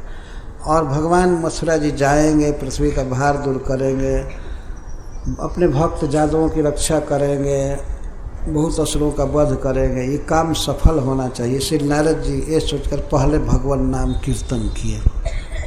कृष्ण कृष्ण प्रमेयात्मन, कृष्ण कृष्ण कह करके ध्वनित किया जा रहा है। और भी तो कीर्तन करते ही रहते हैं बीणा पर, लेकिन वहाँ स्पेशल किए। हे कृष्ण, हे कृष्ण, अप्रमेयात्मन सर्वाति तत्वेन अनंतेन च अप्रमेयम सर्वपरिच्छेद्य स्वस्यापि विस्मापक आत्मा स्वयं भगवद रूप स्वरूपम जस हे तथा भूत। हे अप्रमेय आत्मन, आपका स्वरूप, आपकी लीला, आपकी महिमा सब कुछ अप्रमेय है, उसको नापा नहीं जा सकता, अनंत है। हे योगेश, योग यहाँ पर भगवान के योग माया को कहा गया, कभी कभी योग माया को भी कहते हैं। तो योगेश का अर्थ है हे योग माया के ईश स्वामी, अपनी स्वरूप शक्ति के ईश्वर, जगदीश्वर, प्रापंचिक अप्रापंचिक कृतस्नस्य ईश्वर। इस प्राकृत जगत के और अप्राकृत जगत के, वैकुंठ के भी, अब समस्त जीवों के नित्य बद्ध या नित्य मुक्त जीवों का भी ईश्वर है। समस्त जगत के ईश्वर हैं, जगत ईश्वर। हे वासुदेव, इसमें नारद जी का ट्रिक है। भगवान में वसुदेव जी के प्रति प्रेम उत्पन्न करने के लिए वासुदेव कह रहे हैं। हे वसुदेव जी के पुत्र, आगे से आएगा आपको नमस्कार करता हूँ। वसुदेव जी के पुत्र, और वसुदेव जी मथुरा में कंस के द्वारा कारागृह में डाले गए। नारद जी भगवान में मथुरा चलने के लिए ये निवेदन कर रहे हैं, तो पहले वसुदेव जी से संबंध बता रहे हैं। हे वासुदेव, अखिलावास, अखिल आवास, आप सब जगह रहते हैं, आप सर्वव्यापक हैं। तो वैसे आप मथुरा में भी वास कीजिए कुछ काल। तो ऐसे तो सब जगह हैं ही, इस समय भी मथुरा में हैं, ब्रज में हैं, सब जगह हैं। अपने परमात्मा रूप से, ब्रह्म स्वरूप से आप सर्वत्र विद्यमान हैं, लेकिन अखिल आवास में अभी मथुरा में आपने वास नहीं किया, ये उनका आशय है। हे अखिल आवास, सात्वताम प्रवर, गोप रूप में रहने वाले सात्वतों का तो आप पालन बहुत काल तक किए, अब क्षत्रिय रूप सात्वतों का पालन कीजिए। आप सात्वत वंश में जन्म लिए हैं, सात्वतों में सबसे प्रधान है। हे प्रभु, आप प्रभु हैं, काल आदि के ऊपर भी आपका प्रभाव है, काल को भी बस में रखते हैं। त्वमात्मा सर्वभूतानां एको ज्योतिरिवैधसाम गूढ़ो गुहाशय साक्षी महापुरुष ईश्वरः। सर्वभूतानां, ब्रह्मा से लेकर के स्थावर तृण पर्यंत और महदादी से लेकर के पृथ्वी पर्यंत सबके आप सब में सबके आप आत्मा हैं, सर्वत्र व्याप्त हैं। यह भगवान श्री कृष्ण का ऐश्वर्य वर्णन है। कृष्ण को समझने का प्रयास करना चाहिए। श्री नारद जी आकर कह रहे हैं कि आप समस्त भूतों, समस्त जीवों में उनकी आत्मा हैं, आपसे ही सबको चेतना मिल रही है, आपसे ही सबको ज्ञान मिल रहा है। ज्योति रिव इवई धसाम, जैसे ए धसाम समस्त ईंधनों में, जंगल में, वनों में, सब जगह जैसे सब प्रकार के ईंधन में एक ही अग्नि व्याप्त रहता है, उसी तरह से अकेले आप समस्त जीवों में व्याप्त है परमात्मा रूप से। अग्नि सेम है, लेकिन वो अग्नि भिन्न भिन्न जगह प्रकट होती रहती है। लकड़ियों में आग प्रकट होती है बहुत प्रकार से, लेकिन वो अग्नि एक ही है। इसी तरह से भगवान श्री कृष्ण एक हैं और वही समस्त जीवों में परमात्मा रूप से व्याप्त है। गूढ़ो गुहाशय साक्षी महापुरुष ईश्वर।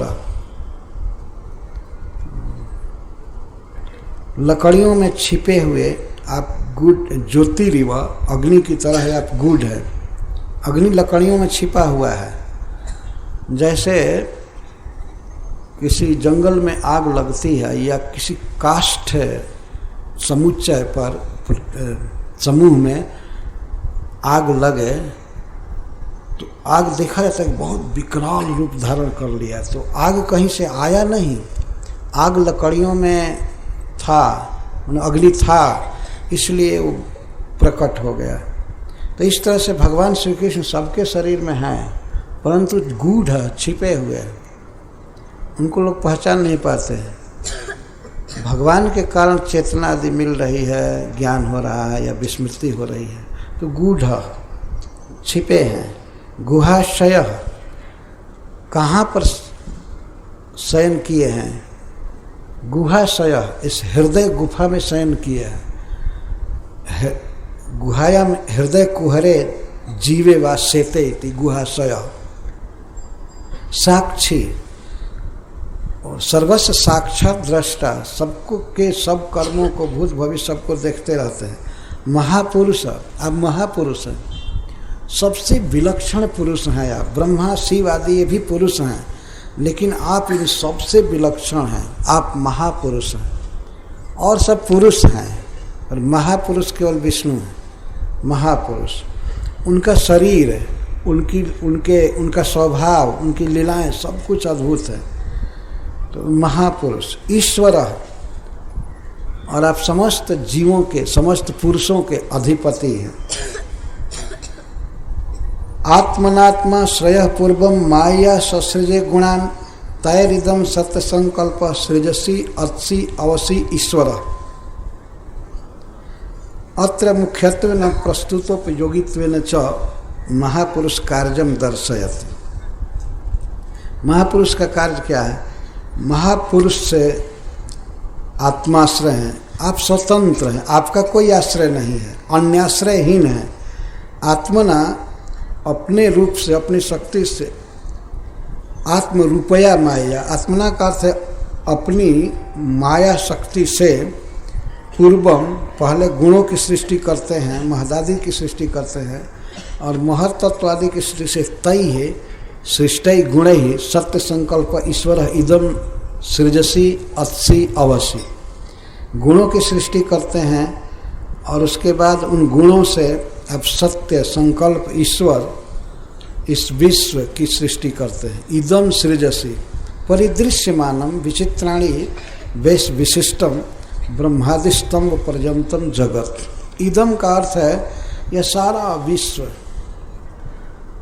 विश्व में ब्रह्मादि से लेकर के तृण पर्यंत सभी, इसकी आप सृष्टि करते हैं। इदम सृजसी, इदम अत्सी, इदम अवसी, अवसी का अर्थ है पालयसी, इसका पालन करते, सभी जीवों का पालन आप करते हैं, सभी जीवों की सृष्टि करते हैं।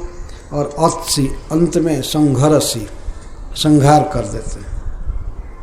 सत्वम भूधर भूता नाम, अब बिल्कुल निकट आ रहे हैं जो कार्य भगवान से कराना है। ऐसे आप सत्वम ऐसे आप ईश्वर भूधर भूतानाम दैत्य प्रमथ रक्षसाम पृथ्वी राजा के रूप में, भूधरों के रूप में इस पृथ्वी को धारण करते हैं राजा। तो राजा को भूधर कहा गया।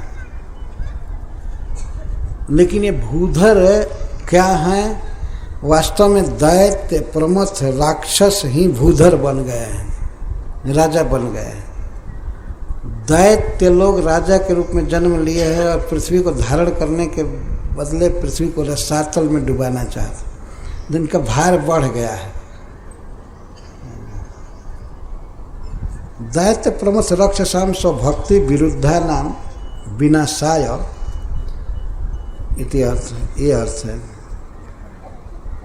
राजा के रूप में जन्म लिए हुए दैत्यों प्रमथ राक्षसों के विनाश के लिए आप अवतीर्ण हुए हैं। जो पृथ्वी के भार हैं उनके विनाश के लिए आप जन्म लिए हैं। और इसके साथ ही साथ साधु नाम रक्षणाय च, और साधुओं की रक्षा के लिए, अपने भक्तों की रक्षा के लिए आप अवतार लिए। राजाओं का वध करना है। मथुरा जी से चालू करके द्वारका में, कुरुक्षेत्र में, सब जगह भगवान वध करेंगे, पृथ्वी का भार दूर करेंगे, उसी को कह रहे हैं। और साधु नाम रक्षणाय च, और साधुओं की भक्तों की रक्षा करनी है। मथुरा में समस्त जादुओं की रक्षा करनी है। और फिर हस्तिनापुर आदि में पांडवों की रक्षा करनी है। सब साधु हैं, भक्त हैं, आपके स्नेही हैं, तो उनकी रक्षा करनी है। इसके लिए आप अवतार लिए। लेकिन आपको बांसुरी बजाने से फुर्सत नहीं। और ये इनके भीतरी आशय कहने का ये हो रहा है। आप अवतार लिए हैं भूधर भूत राजा रूप में जन्म लिए हुए दैत्यों राक्षसों आदि का नाश करने के लिए। इसका मतलब अब कहने का कि आप अवतार लिए हैं, लेकिन अच्छा से भार नहीं उतार रहे हैं। जब कोई आता है एक एक दो दो या घासुर बकासुर, ये कितना लोड है। जब पृथ्वी पर से किसी एक पहाड़ को हटाया जाए तो पृथ्वी बहुत हल्की नहीं हो जाएगी। ऐसे राक्षसों का वध किया आपने, ठीक है, कुछ भार हल्का हुआ, लेकिन असली भार आप मथुरा, द्वारका और कुरुक्षेत्र में दूर करेंगे। बहुत भारी लोड है। दुष्टों की जो दुष्टता है, भगवत विरोधी, भगवत भक्ति विरोधी जो कार्य है, ये पृथ्वी का भार है। जैसे इस समय के बहुत भार हो गए। ये लोड क्या है? गायों की हत्या, ये महालोड है पृथ्वी पर। प्रभुपाद जी एक बार कहे कि जब तक पृथ्वी पर गाय का खून गिरता रहेगा तब तक संसार में सुख की आशा करना व्यर्थ। इतना गायों को दुख दे रहे हैं, गायों को काट काट करके खाते जा रहे हैं। ये सब राक्षस हैं, प्रमथ दैत्य है वास्तव। ये पृथ्वी के भार हैं। और उस समय आएगा कि भगवान इनकी सफाई करेंगे, ऐसे गोद्रोहियों को मारेंगे और साधुओं को जो सताते हैं, सज्जनों का वध करते हैं, उन्हें दुख में डालते हैं। तो ये पृथ्वी के भार हैं। श्री नारद जी कह रहे हैं कि आप अवतार लिए हैं पृथ्वी का भार दूर करने के लिए और साधुओं की रक्षा के लिए। परित्राणाय साधु नाम विनाशाय च दुष्कृताम, दुष्कृतियों का वध करने के लिए।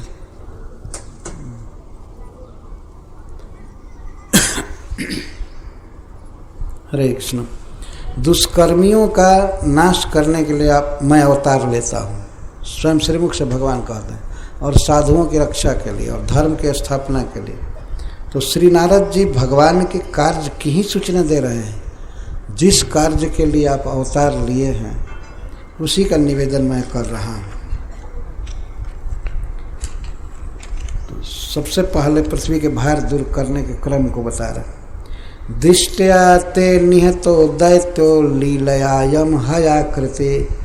दिष्टया, बड़े भाग्य की बात है। देवताओं का भाग्य है, हमारा भाग्य है, पृथ्वी का भाग्य है बड़े भाग्य की बात है कि हयाकृति अयम दैत्य, घोड़े के आकार में यह दैत्य केसी मारा गया आपके द्वारा। ये बहुत खुशी की बात है। श्री नारद जी प्रसन्नता व्यक्त कर रहे हैं भगवान, बहुत खुशी की बात। इससे केसी का आपने वध कर दिया, बहुत अच्छा किया। जस हेसित संत्रस्ता तेजंत अनिमिषा दिवम, जिसके हिनहिनाहट से भयभीत होकर के देवता लोग स्वर्ग छोड़कर भाग जाते, अपना घर द्वार आदि सब नीचे से हिनहिनाहट करता था तो देवता लोग उस आवाज से ही अपना घर छोड़कर भाग जाते। चाहे विमान आदि लेकर के बहुत दूर चले जाते थे, मथुरा के आकाश से बहुत दूर, जिसके हिनहिनाहट से देवता लोग दिवम तेजंती, देवता लोग जब अपना घर छोड़ देते थे तो मनुष्यों की क्या दशा हो रही होगी। देवता तो बहुत शक्तिशाली हैं, वो इसके हिनहिनाहट से जब इतने भयभीत हैं तो मनुष्य और पशुओं की क्या हालत होगी, ये समझना चाहिए। अतः आपने अच्छा किया, इस दैत्य का वध कर दिया। भगवान के क्रिया की आलोचना नहीं कर रहे हैं, ऐसा हमने विनोद में कह दिया कि आए अवतार लेकर के पृथ्वी का भार दूर करने और इधर बांसुरी केवल बजा रहे हैं। ये तो विनोद की बात है, लेकिन भगवान के कर्म की प्रशंसा की, बहुत अच्छा हुआ। बड़े सौभाग्य की बात है कि इस दैत्य हयाकृति दैत्य का आपने वध किया। तो श्री भगवान थोड़ा मुस्कुरा रहे थे, प्रसन्न थे। तो श्री नारद जी कहते हैं, ठीक जैसे इसका वध आपने किया तब मैं परसों वध देखूंगा। इसका जैसे मैंने देखा मुझे हर्ष हो रहा है, ऐसे चारूणम मुष्टिकम चैव मल्लान अन्यांश्च हस्तिनम कंसम च निहतम द्रक्षे परस्वो हनिते प्रभु। जैसे आपने इसका वध किया केसी का, तो परस्व अहनि, स्व का अर्थ होता है कल, और कल मतलब पर का अर्थ होता है कल के बाद। परस्व, उसी को हम लोग परसों कहते हैं। परस्व अहनि, परसों दिन चारूण, मुष्टिक और अन्य पहलवान और अन्य लोग भी, जैसे कंस के भाई आदि, और हाथी और महावत और कंस, इन सबको हम आपके द्वारा मारा हुआ देखेंगे। तो आप मारेंगे ऐसा नहीं कह कर आपके द्वारा मारे हुए देखेंगे, ऐसा नहीं कह रहे कि आप चलिए और मारिए। आपको जाना ही है और इनका वध करना है। ये आपका रूटीन मैं बता रहा हूँ, आपके लीलानुक्रम का मैं अभिज्ञ हूँ, जानकार हूँ कब क्या लीला करेंगे। तो परसों आपको ये लीला करना है। तो वध की ही बात कह रहे हैं। धनुष यज्ञ आदि, चूंकि वो फाल्स था इसलिए उसकी क्या चर्चा करें नारद जी। यज्ञ नहीं हुआ था, वो केवल एक दिखावा किया जा रहा था। रंगशाला भी वो ठीक नहीं था। कृष्ण बलराम को मारने के लिए सब किया जा रहा था, इसलिए नारद जी उन सब की चर्चा नहीं कर रहे हैं। मथुरा में उत्सव में आप जाएंगे, ये जाएंगे, कुछ सीधे निवेदन कर रहे हैं। परसों कंस के भाई, चारूण, मुष्टिक पहलवान, अन्य पहलवान, गुलयापीड़ आदि को मैं मरा हुआ देखूंगा। ते निहतन द्रक्ष्यामि, मैं देखूंगा। अब कहने की जरूरत ही नहीं थी कि आप मथुरा जाइए और आइए और ये लीला कीजिए, मैं देखूंगा। ते निहतन, तो आपके द्वारा मारे हुए तो मैं देखूंगा। तो जाएंगे तो मारेंगे तभी न देखेंगे। ये शिष्ट भाषा है नारद जी। परसों मैं देखूंगा। और तथानु शंख जवनम मुराणाम नरकस्य च इसके बाद